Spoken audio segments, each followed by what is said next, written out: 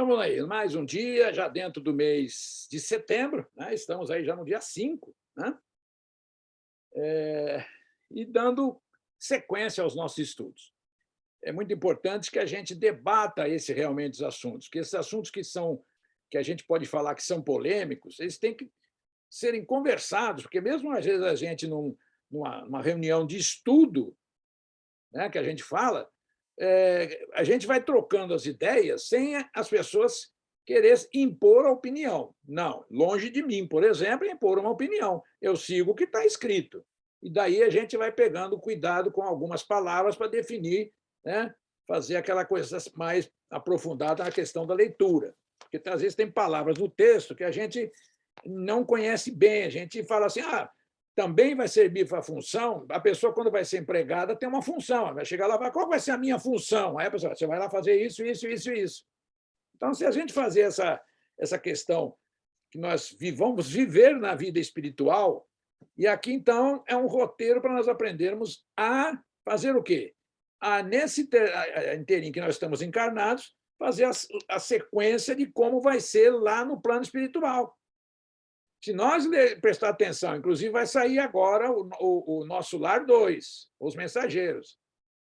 Então, se nós prestar atenção como é a hierarquia, o Nosso Lar tem hierarquia, começa lá com os 12 ministros, e vai descendo. Tudo tem que ter uma organização. Né? Senão, cada um não quer ser mandado, não quer ser operado. Não, tem que ter cada um na sua função, coordenando o grupo. Então, vamos aí realmente aproveitar essa oportunidade e estarmos com a nossa consciência voltada para o aprendizado do grande roteiro de vida que é toda essa doutrina espírita, que nos direciona. A doutrina espírita não obriga ninguém a seguir qualquer conceito colocado por ela.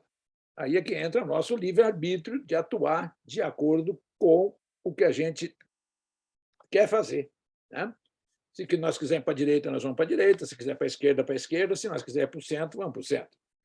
Então, fazendo esse estudo, vamos dar início, então, à aula de hoje, com as bênçãos dos espíritos que estão aqui conosco. Vamos, então, aqui compartilhar a tela, né?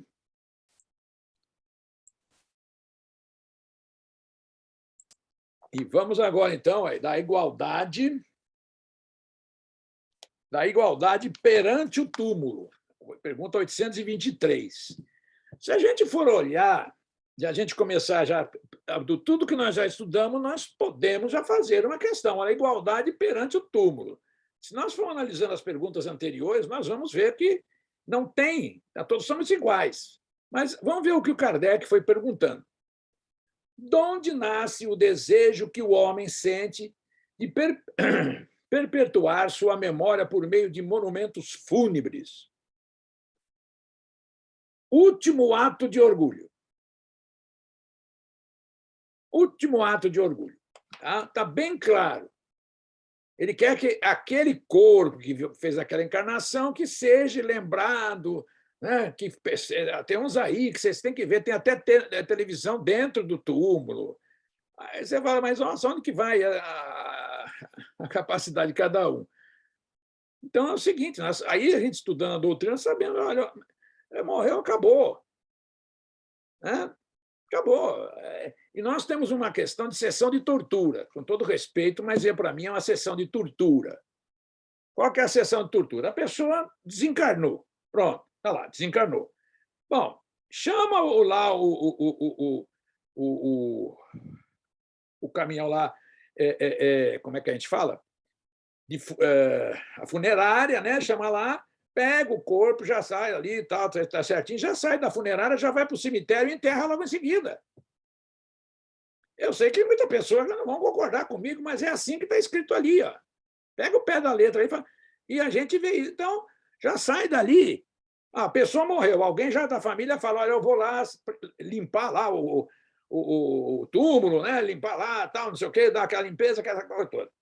Bom, e é bom sempre, se a família é organizada, já tem sempre lá uma gaveta aberta, lá, porque alguém pode morrer a qualquer hora, deixa para a última hora.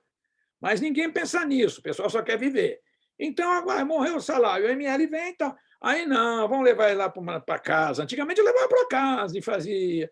E aí hoje, aí depois começou a fazer, depois vai naquele onde que faz o velório, e lá dentro do velório você vai passar a noite, as pessoas começam a ficar cansadas, começam a contar piada do papagaio lá fora, e sai lá para fora, fala, não, não, olha, não vamos contar aqui dentro em respeito ao morto. Mas que morto? O morto está morto, morto. Como é que você vai contar piada lá? Conta lá dentro.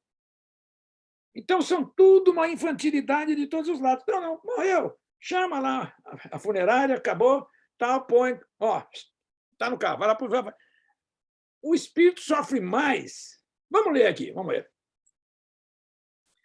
Ó, mas a suntuosidade dos monumentos fúnebres não é antes devida, as mais das vezes, aos parentes do defunto, que lhe querem honrar a memória do que o próprio defunto? Aí, orgulho dos parentes, desejosos de de glorificarem a si mesmo. O cara morreu, é meu parente. É que nem aquele cara. Você sabe o que você está falando? Você conhece a minha família, né? Mas vamos lá. Eu falo, às vezes, a pessoa, você sabe com o que você está falando? Eu falo, eu não sei, porque se eu soubesse, eu tratava, chamava o seu nome. Eu não sei, velho. Ah, mas qual que é o nome de você? Aí o cara, não, você não, excelência, que seja o que você queira pensar, mas eu já perguntei. Responde. Então, ali, o orgulho dos parentes, né? Sim, nem sempre é pelo morto que se fazem todas essas demonstrações. Elas são feitas por amor próprio e para o mundo, bem como por ostentação da riqueza. Supões, porventura, que a lembrança de um ser querido dure menos no coração do pobre, que não lhe pode colocar sobre o túmulo senão uma singela flor? Supões que o mar me salva do esquecimento aquele que na terra foi inútil? Tanto é que vocês veem como os tempos mudam, que Jesus é a tradição do povo judeu. Os corpos, naquela ocasião, eles eram mumificados, né, para as mulheres. Né? As mulheres faziam esse serviço de mumificação. Por que isso? Porque o povo hebreu acreditava a mesma coisa dos egípcios. O povo, também um pouquinho aula de história, o povo hebreu viveu 400 anos exilados, lá naquele outro lado. Né? Então, vários costumes e tradições dos egípcios eles trouxeram para a cultura deles. Por quê? Pensou, 400 anos, nem sei como é que fala muito nome, tataravô de um lá, começou a fazer o que era feito lá e trouxe para os costumes hebreus isso. Então, o que acontecia? Enrolava, mumificava praticamente o morto, dava um banho de cheiro daquela coisa, tudo pensando que ele poderia voltar. Poderia vir lá e o espírito dele dormir um pouco lá, eu não sei quantos anos, em outro lugar, e aí as múmias, né? Então, está aí. Reprovais, então, de modo absoluto, a pompa dos funerais? Olha que ele fala, não.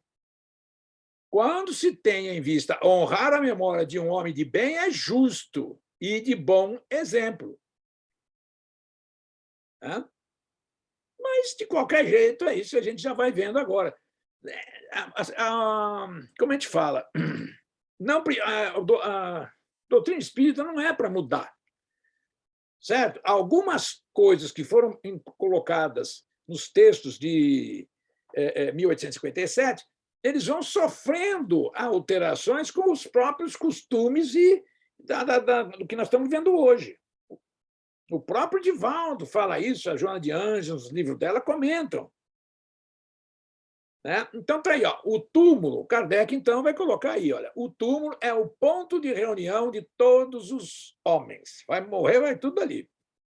Aí terminam inelutavelmente todas as distinções humanas. O rico, o pobre, como diz na gíria, se é isso colocar, fede do mesmo modo. Em vão tenta o rico perpetuar a sua memória, mandando erigir fastuosos monumentos. O tempo os destruirá, como lhe consumirá o corpo. Assim o que é a natureza, assim é o que é a natureza. Assim o que era a natureza, olha, não tem jeito. A primeira, a segunda geração, a terceira geração, mas nem sabe o nome do avô. Tem muitas pessoas que a gente faz a pergunta e não sabe o nome dos avós. Né? E nem do bisavô. Quem? Ah, não lembro mais bisavô, não. Tem pessoas aí que a gente pergunta o que vai comemorar do 7 de setembro também, não sabe, esqueceu. Então, vai esquecendo essas coisas. Né? Então, o tempo destruirá como lhe consumirá o corpo. Olha, depois que o corpo esfria, rapidamente o processo ali como é que fala, de modificações acontece em menos de um dia. Menos de um dia já está caindo os cabelos, está caindo as unhas, está tudo. Parou a circulação, parou a alimentação. Né? Menos perecível do que o seu túmulo será lembranças de suas ações boas e más. A pompa dos funerais não o limpará de suas torpezas, nem o fará subir um degrau que seja na hierarquia espiritual. Nós já tivemos exemplo aí de pessoas que era dirigente de centro espírita, né? E que chegava lá, tinha um senhorzinho limpando lá, encarregado da limpeza, isso e aquilo, né? E um dia o dirigente dessa casa morreu. Quando chegou lá no céu, já chegou de pompas, querendo falar assim, bom, e qual o serviço que eu vou desempenhar aqui, não sei o quê. Falou, não, olha, você vai fazer o seguinte, você vai lá e falar com aquele homem que está ali. Aquele ali? Não, aquele ali era o meu faxineiro lá do meu centro. Ele falou, então, ele que é o chefe aqui. Né? Entendeu? Então é assim. Então, aqui, está vendo mais sequência dessa questão aqui de hierarquia, nós vamos ver na 320 seguintes. Né? Agora vamos mudar de capítulo aí, hein? Nós vamos agora para a lei de liberdade. Então, vocês viram que a lei que nós estávamos falando aí, a lei de igualdade, é para colocar nós realmente sabendo que não adianta ser rico, pobre, branco, escuro, pardo, eu não sei como se fala tudo isso, se é olhos amendolados, essas coisas, não muda nada, somos todos irmãos. Partimos da mesma fonte criadora, ou o quê? Fluido cósmico universal. Nós, quando estamos encarnados, nós vemos aqui como se nós fôssemos um ator, que nós vamos, que nem vou falar de mim, vou fazer aqui agora quando eu nasci, eu sou o ator Roberto, já, né, com esse nome, a peça, e viver aqui uma espécie de aprendizagem e vou me manifestar, junto com os demais participantes dessa novela da vida. Né? Então, além de liberdade, a liberdade natural, olha, haverá no mundo posições em que o homem possa jactar-se de gozar de absoluta liberdade? Olha a resposta dos espíritos. Aqui nós temos que refletir, porque depois, em outras coisas, vamos dizer assim, em outras perguntas, é colocado de uma maneira que a gente volta nessa pensar, falar, mas lá atrás falou uma coisa. Então, sempre tem que pegar o máximo possível o objetivo da pergunta. Senão, a gente depois vai misturar a resposta de uma pergunta que tinha um objetivo e querer levar o objetivo para outras, né? A resposta para outras perguntas. Então, ele está dando aqui, ó, não, porque todos precisais uns dos outros, assim os pequenos como os grandes. Então, olha que se a gente analisar essa pergunta, ela fica confusa, porque aqui, ó, haverá no mundo posições em que o homem possa jactar-se de gozar de absoluta liberdade. Agora, aqui é que é o problema. O que é ter absoluta liberdade? Do que ele está falando? Aí é que a gente tem que parar, pensar e já fazer aquela coisa. Que liberdade é essa que ele está tratando aqui?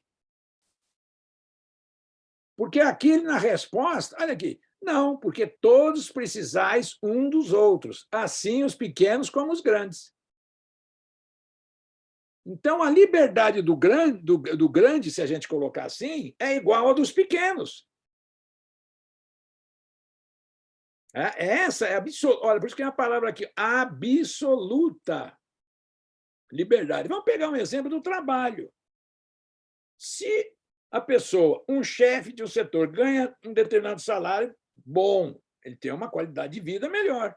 Aí tem lá aquele menor que trabalha ali num lugar mais humilde, aí ambos têm a liberdade de chegar e falar assim: eu vou pedir demissão, eu vou sair da empresa. Tanto o pequeno quanto o grande. O grande seria esse exemplo meu, o grande, lá o chefe.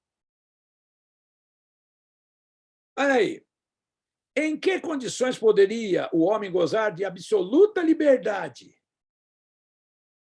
Ó, nas do eremita no deserto. Por quê? Lá ninguém vai mandar nele, ele não vai trabalhar, não vai fazer nada.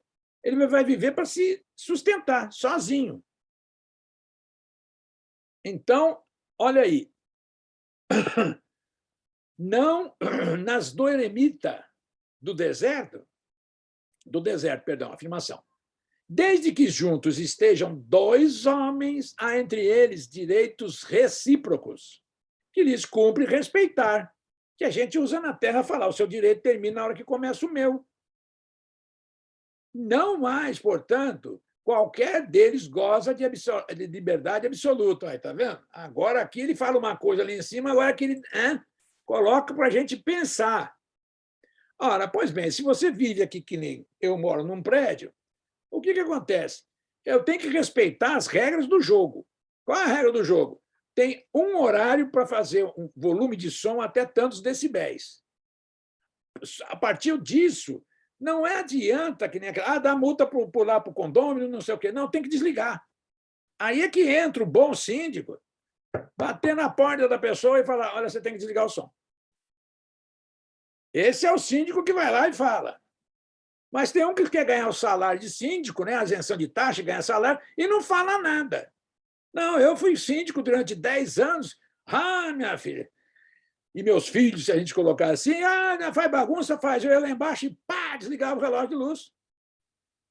Não, o que é? Você desligou? Eu falei, desliguei. Se você for subir, a não ser que você vai pôr um cara aqui do lado, porque se você ligar de novo o som com essa altura que está, eu vou desligar. E outra coisa, você está jogando latinha lá para fora, o que é isso? Então, é nesse exemplo que eu estou dizendo, que é um exemplo real, está aí. Então, aqui, em que condições poderia o homem gozar de absoluta liberdade? Nas do eremita no deserto. Lá ele vai jogar latinha na terra, não vai nada, né? Não vai mexer com ninguém. Então, desde que esteja dois homens juntos. Aqui a gente faz uma análise. Olha aí que interessante. Se você vai pegando o texto, você vai falar assim: peraí, desde que dois homens juntos. Peraí, aqui que está estranho isso. O homem aqui nós já falamos, é um ser humano. Pode ser aqui dois homens, ou logicamente um casal. É isso que ele está falando aqui. É o casal. Então, formou-se um casal, há entre eles direitos recíprocos, que lhes cumpre respeitar. Não mais, portanto, qualquer deles goza de liberdade absoluta. Qualquer deles goza da liberdade absoluta. Ficou claro aqui, Flávia, não sei, está dando aí. Se tiver dúvida, vocês põe na hora. Olha, aí ficou meio esquisito. Tenta dar, porque às vezes eu vou pegando às vezes a frase, aqui a pergunta e resposta, e vou tentando, dentro do que a gente já fez estudos, tentando levar e esclarecer, mas às vezes precisa de um retoque. Se tiver esse retoque, vocês me dão um feedback aí. Olha aí, a obrigação de respeitar os direitos alheios tira ao homem o de pertencer. Nossa, eu vou beber água aqui que está ruim o trem. O de pertencer-se a si mesmo. A que direito nós vamos estar falando, né? Aí. A obrigação que nós temos de respeitar os direitos alheios. De modo algum, porquanto este é um direito que lhe vem da natureza. Toda vez que nós falarmos, que vocês, intérpretes, né, vou frisar sempre, toda vez que nós vamos falar aqui natureza, aqui são as leis que regem o universo, que senão as pessoas falam natureza, plantinha, árvore, umas coisas assim. Eu sei que vocês não estão pensando nisso, mas a gente só vai esclarecendo para ficar bem positivo. Tanto é que o primeiro capítulo dessa parte aqui é o capítulo da natureza, da lei da natureza. Né? Então, vem da natureza. Quando você vê isso aqui, de modo algum, porquanto Este é um direito que lhe vem da natureza. Todos os planetas são iguais. Tem gente que está falando assim, eu vou mudar, porque se tiver vaga lá em Marte, eu vou para lá, porque lá deve ser diferente. Não, não é a mesma coisa. Se pensa que vai para um lugar, não vai não, vai ficar no mesmo tanto. São as leis divinas, que é as leis da natureza. Como se pode conciliar as opiniões liberais de certos homens com o despotismo que costumam exercer no seu lar e sobre os seus subordinados? Eu vou pegar uma aguinha e volto já já. Só um minutinho.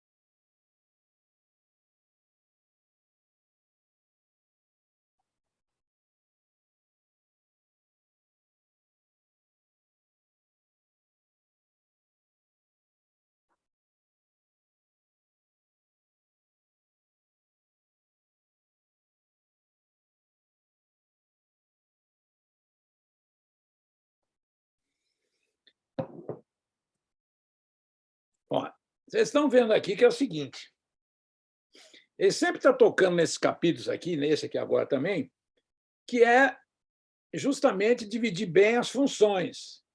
Né? Então, tá por isso que a palavra despotismo está aí. Ó. Como se pode conciliar as opiniões liberais de certos homens, os homens aí de novo, homem e mulher, com o despotismo que costumam exercer no seu lar sobre os seus subordinados? Olha, isso é aquela questão, como é que um homem pode chegar lá e agredir, fazer e tudo mais? Vamos ver a resposta. Eles têm a compreensão da lei natural, mas contrabalançada pelo orgulho e pelo egoísmo. Nós vamos vendo, mas isso nós víamos antigamente, que a gente já falando, já está mudando. Né? Acabou a lei dos coronéis, aquelas que, né? Aquela coisa de homens mandando, sendo, né? Espancando as mulheres aí, os filhos, a gente já está aqui falando tudo aqui, né? Olha, quando não representam calculadamente uma comédia, sustentando princípios liberais, compreende como as coisas devem ser, mas não as fazem assim. Olha que interessante aqui que ele coloca, como eu falei antes, um teatro, né? Quando ele já solta aqui a pergunta, ele já chega aqui na pergunta anterior, já está colocando aqui da lei da natureza, como pode ser, exercendo seu lar aqui. Então, como se pode conciliar as opiniões liberais? Ou seja, cada um tem o direito de falar em concepções do jeito que ele acha, mas de certos homens. Ele tem esse direito, mas ele ultrapassa.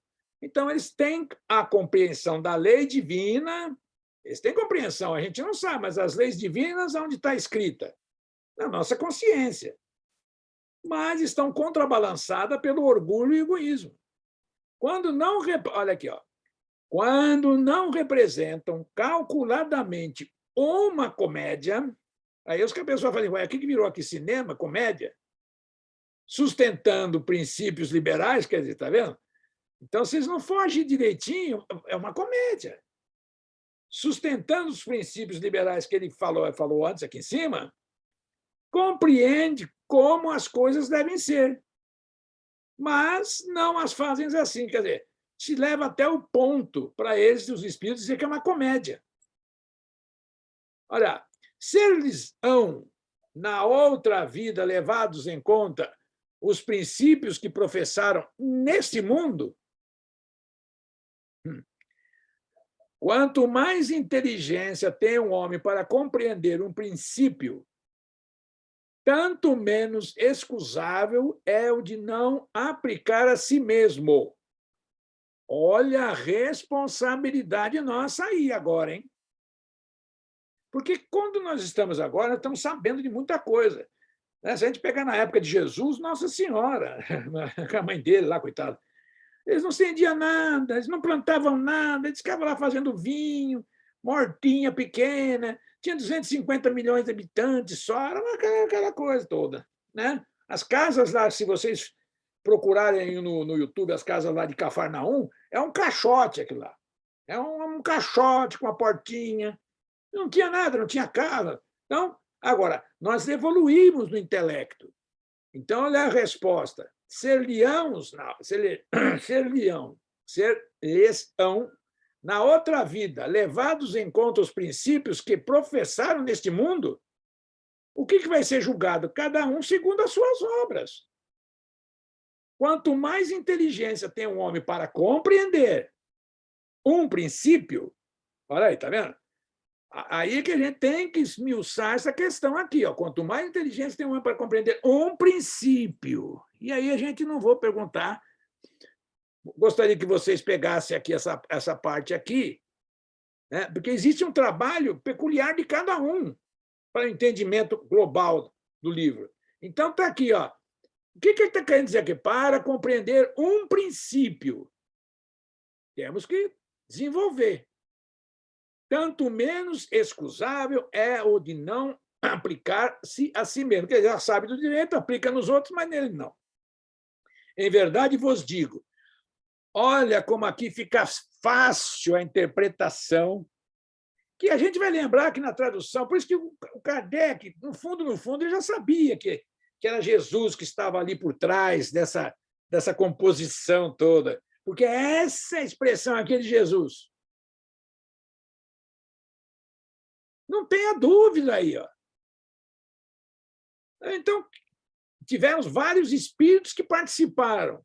Joana de Ângeles, Emmanuel, participaram muitos espíritos, mas nesses pontos de chegar e trazer a conclusão, aí, ó, olha a expressão, em verdade vos digo, que aí é o espírito, né? Está respondendo, mas, em verdade vos digo que o homem simples, porém sincero, está mais adiantado no caminho de Deus do que um que pretenda parecer o que não é. Então, vamos, né, a gente tirar aquela roupa, aquela arrogância que nós temos. Às vezes, não estou dizendo que vocês têm, mas às vezes a gente fala que não tem, mas numa hora que, em qualquer situação, às vezes, lá no shopping, com a atendente, não gostei dessa atendente. Como não? Ela é sua irmã. Você esqueceu disso, de tudo? Eu agora já aprendi. Por isso que a função do espírita é... Opa, stop, parou. Aquela atendente ela é igualzinha a mim. E se eu fui um pouquinho acima, que está ali em cima, sobre a compreensão da lei natural, cabe a mim entendê-la, e não ela entender na escala. Ou seja, quem está em cima compreende os que estão embaixo, porque já esteve embaixo. Olha que interessante. Agora, não vai querer que uma pessoa que está lá embaixo, uma graduação, que ela entenda quem está em cima. Ela não vai ter cabedal de conhecimento para entender. Ela vai entender, ela vai subir. Talvez ela suba assim, ó, com o mouse aqui, né? E tem outras que pega aqui e já vai fazendo assim, ó, né? Se esforçam para tudo, né? Então, agora vamos ver a escravidão. Olha aí. Haverá homens que estejam, por natureza, destinados a ser propriedade de outros homens? Olha uma coisa aqui nessa pergunta, está entre vírgulas aqui. Ó.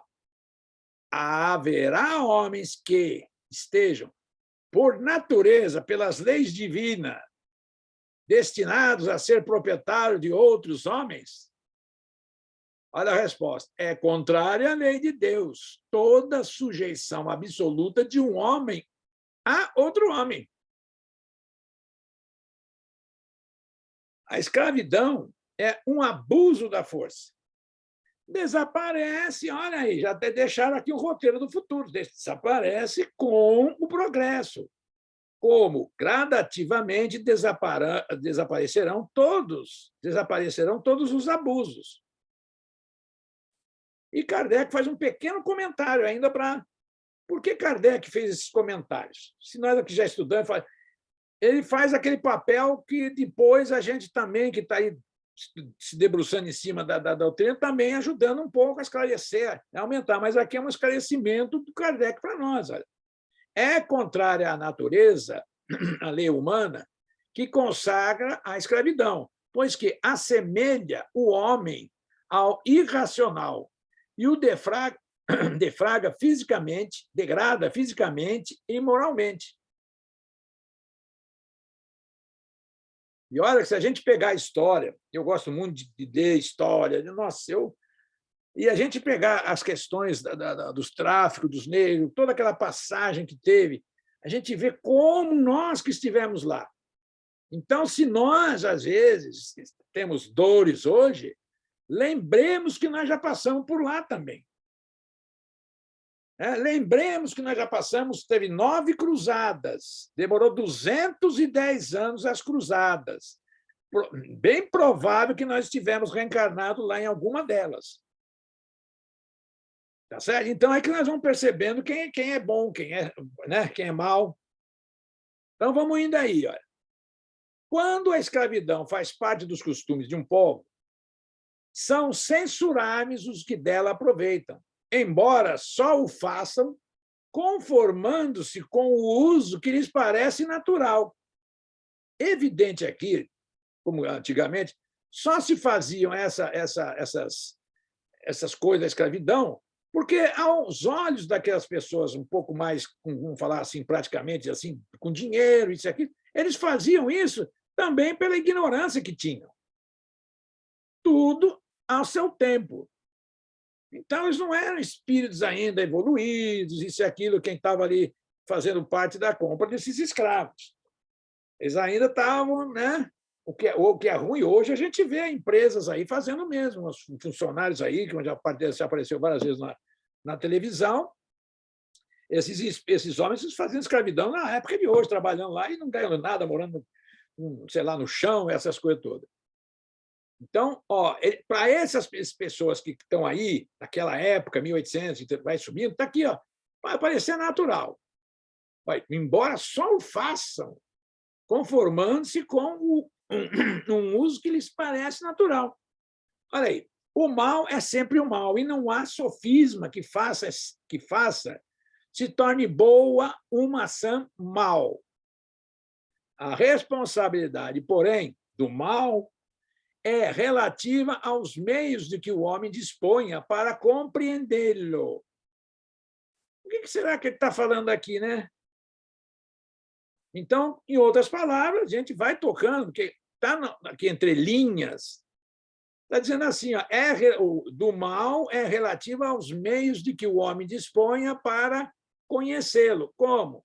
A gente só vai fazer, por isso que naquela passagem de Paulo, que ele disse assim, que ele ficou cego lá naquela vez, né? Que ele foi lá seguir os cristãos, aí Jesus apareceu, conversou, vamos focar só nesse ponto, que aí ele diz que ficou cego, né?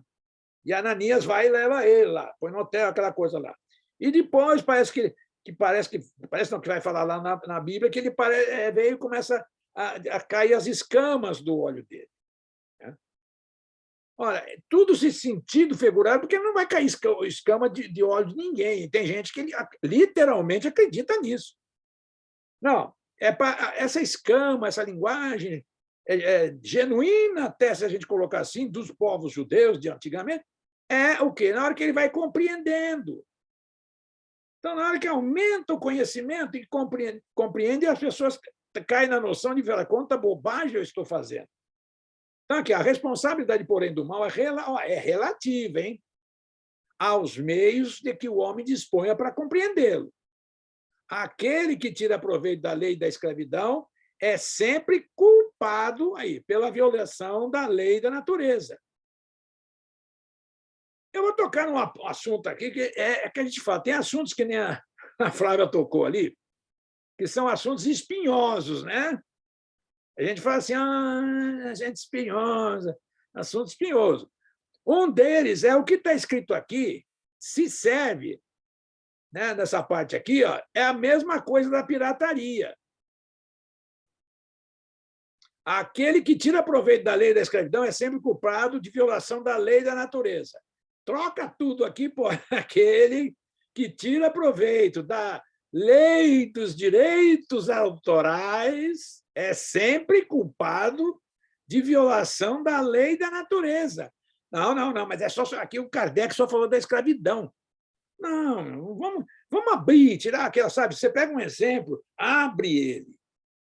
Você vai entendendo muito mais a vida, né? E é só trocar aqui, ó. Lei da escravidão, lei de direitos autorais.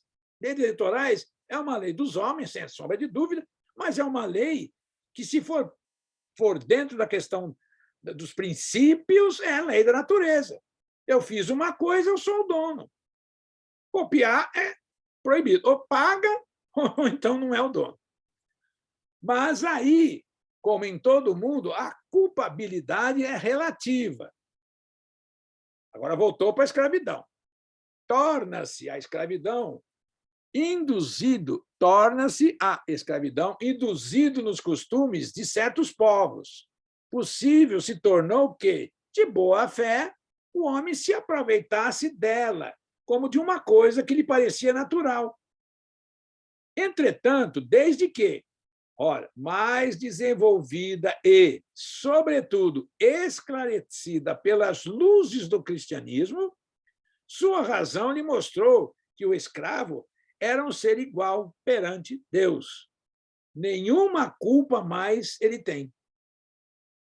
Alguma dúvida de vocês aqui? Alguém quer comentar essa passagem, algum detalhe, ou está tudo certinho? Hein, Augusto? Augusto está quietinho ali, aqui na tela ali. Então, vamos lá. Olha aí, ainda da lei de liberdade. A gente tem uma coisa que até que a gente fala, é uma palavra até meio estranha, mas se a gente for pegar a expressão, não confunda liberdade com libertinagem. É uma lei da liberdade. A desigualdade natural das aptidões não coloca certas raças humanas sob a dependência das raças mais inteligentes. É um número aí, 22, que nós vamos ler depois. Vamos tentar ver aqui, que deve estar no rodapé, né? Legal. Está lá na página 477. Está na nota explicativa. Mas vamos voltar, então, que depois a gente vai chegar lá, a gente vai lembrar. Olha aí. Sim, mas para que estas se elevem, não para embrutecê-las ainda mais pela escravidão. Então, aqui, quer dizer, a desigualdade natural das aptidões, nós temos as diferenças de aptidões. Uma pessoa, vamos falar, tem aptidão para tocar violão, vamos pegar agora um exemplo de instrumentos musicais, outra tem aptidão para tocar uma flauta, é por aí. Né? Então, é um exemplo para a gente colocar um visual. Por isso que várias passagens da Bíblia foi feito nesse sentido. Coloca-se uma figura de imagem, aí a pessoa, entendi. A desigualdade natural das aptidões não coloca certas raças humanas sob a dependência das raças mais inteligentes? Sim, mas para que estas as elevem, não para embrutecê-las ainda mais pela escravidão. Durante longo tempo, os homens consideraram certas raças humanas como animais de trabalho, munidos de braços e mãos, e se julgaram com direito de vender os dessa raça como bestas de carga. Lembre-se que nós abrimos o capítulo da escravidão, tá? Aqui ele está falando aí dos negros. Considerando-se de sangue mais puro, os que assim procederam, os que consideraram assim, né? Consideraram-se de sangue mais puro, os que assim procederam. Quer dizer, tinha até isso. Nada vem senão a matéria. Mais ou menos puro não é o sangue, porém é o espírito. Quem está puro é o espírito. O sangue, tanto faz, somos iguais, aí não fazemos doação, se pede aí outra coisa também. A gente está aí, né, sempre com contato com os e outros pessoas aí que participam dessa peça. Os nossos bancos de sangue estão baixos, né? E eu sei que tem gente que faz essa caridade, que é uma das mais lindas vezes que eu vi aí ontem uma matéria que um próprio médico cedeu um rim para o paciente. Quer dizer, olha que coisa maravilhosa, né? Com tanta coisa, tem parente, então, não, ele pegou lá, tamanha era que, acho que a dívida, sei lá, se a gente pensar assim como espírito, né, tamanha era o sentido de gratidão que aquele senhor, aquele médico tinha, que vai lá, pegou, já que nós temos dois, nós temos reserva, né? Porque rim nós temos dois só para ficar ali de step, né? No carro. Você pode tirar um que funciona tudo igual. E ele foi lá e cedeu um para essa pessoa que estava com problema. Então, considerando-se de sangue mais puro, os que assim procederam, insensatos, nada vem senão a matéria. Mais ou menos puro não é o sangue. Olha, ele fala mais ou menos não é o espírito. Na 832, seguindo aqui o roteiro, se a gente pegar e for lendo direitinho, com calma, você vê que tu vai encadeando, é tudo encadeadinho, bonitinho, não está espaço. O Kardec, a gente fala assim, como é que faz? O Kardec já era um homem muito preparado, né, para isso, e tantas encarnações. Há, no entanto, homens que tratam seus escravos com humanidade, que não deixam lhes falte nada, e acreditam que a liberdade os exporia a maiores privações. Que dizeis disso? Nós já vimos filme nesse sentido, que o dono da fazenda tratava lá, não tinha aquela senzala, né? Nos filmes americanos não tinha senzala, inclusive ela tinha a Ku Klux Klan, então era um negócio fora de série. Então, esses fazendeiros tudo pegavam aquelas pessoas aí e tratavam com o maior carinho e tudo mais.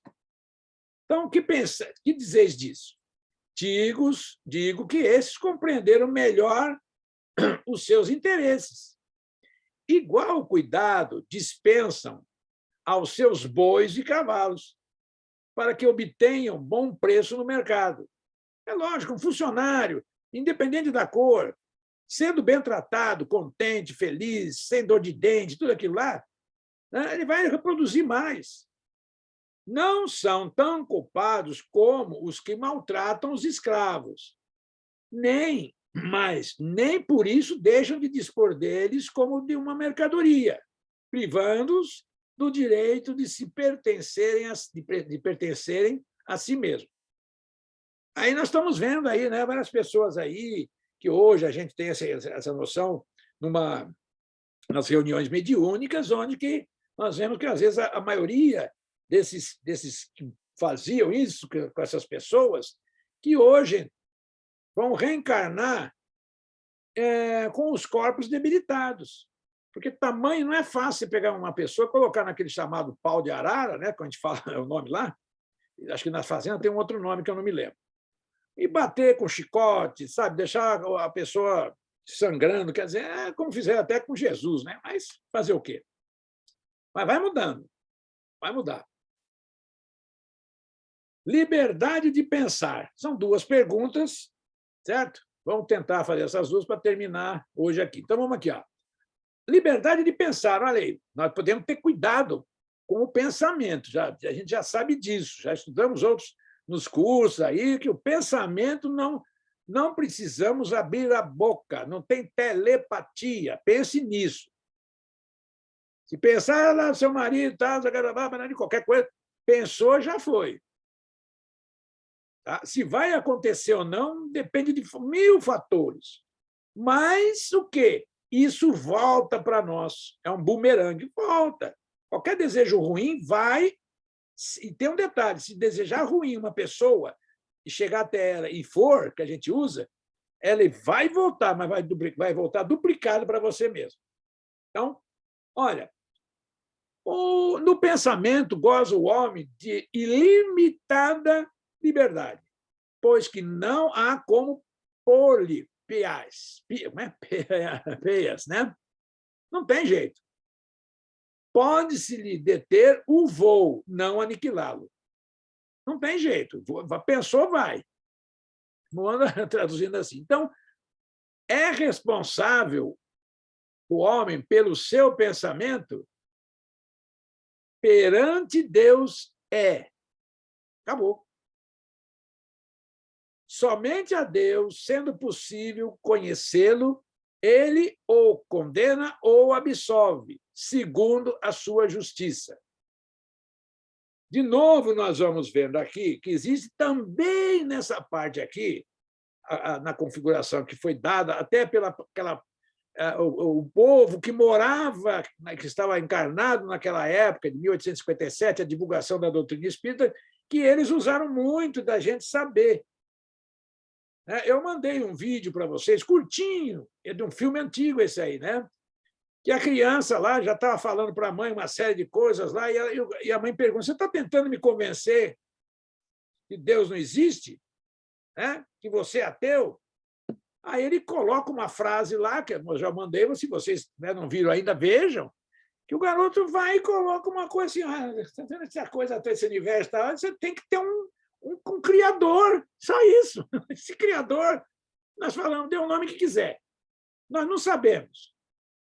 Também aqui, para que a gente tente colocar uma passagem, então aqui os espíritos colocaram: perante Deus é o responsável, o homem, pelo seu pensamento. Perante Deus é. Somente a Deus sendo possível conhecê-lo, ele o condena ou absolve, segundo a sua justiça.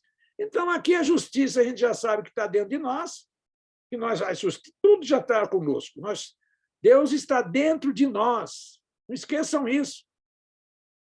Então, ele não vai fazer, nessa questão assim, não vai condenar nós. Nós é que, chegando do outro lado, já que nós estamos falando da questão aí desse capítulo, Lei de Liberdade, nós é que vamos sentir que nós fizemos coisas erradas, porque nós não vamos sentir bem, nós vamos sentir uma vergonha. Mas vai ser uma vergonha, assim, aquela escrachada quando chega do outro lado, que lá não tem como você esconder quem é, quem não é. Não dá para dar um jeitinho. Lá nós vamos chegar ao ponto que nós vamos ser nós mesmos. Então, aí nós vamos ter que, como diz, fazer o que a gente não faz, que nós não devemos dividir fazer mais. Mas aqui é um aprendizado. Então, nada está errado para nós não cometermos mais erros ou menos erros. Bom, então... Opa, fui buscar água aquela hora, nem tirei aqui a questão da capa aqui da câmera. Ficou alguma dúvida aí, está dando, hein, seu Denilson? Compliquei, ajudei? Ajudou demais, Roberto. Por isso que, olha, esse trabalho que eu estou fazendo com vocês já é o quarto trabalho, fora os estudos. Gradei em outros grupos, Centro Espírita, já fiz isso. Então, realmente, naquela época não tinha de fazer esse trabalho, não tinha para a gente fazer online. Tinha que realmente ir no centro, e trazendo esses conhecimentos, ajudando até o dirigente da casa, que às vezes também ele não tem, é normal. A boa vontade dele é abrir a casa, traduzir, atender as pessoas necessitadas e tudo mais. E aí a gente ir lá fazendo essas reuniões na parte de mediunidade, nessa parte de interpretação da doutrina, que a cada que a gente desvenda uma coisa, eu falo para vocês, eu nunca li o Livro dos Espíritos desde 1986, por aí, 81, aliás. E até hoje eu fico abismado com isso, com o que eu vejo na tradução. Fala, Augusto. Augusto, você quer falar alguma coisa? Eu acho que não. Bom, então vamos concluindo o estudo de hoje, vamos de novo marcando para a próxima semana, dando continuidade aí ao tema, né? E aqui o Augusto falou, não, tudo bem. Nós estaremos aí mais estudando. O Livro dos Espíritos é um livro tão complexo, se a gente analisar, que realmente a gente precisa estudar muito. Tem muitas mensagens que a gente fala ali que estão por trás. E é interessante que, como às vezes qualquer livro que a gente leia, vai depender do momento em que nós estamos. Se nós estamos bem, a gente faz uma leitura. Se nós estamos mal, nós interpretamos de outro jeito. Então, vamos agradecer à espiritualidade por esse amparo que nos deu e vamos pedir para que esses bons espíritos derramem os seus fluidos sobre o copo de água que eu acredito que vocês todos deixaram e que eles nos abençoe para mais um dia de hoje, mais um dia de amanhã. A cada dia é um viver. Que assim seja. Então, vamos lá. Vamos aproveitar e descansar e comer, né? Então, tudo de bom para vocês. Boa noite. Boa noite a todos. Até a semana que vem. Tchau, tchau. Tchau, tchau. Boa noite a todos.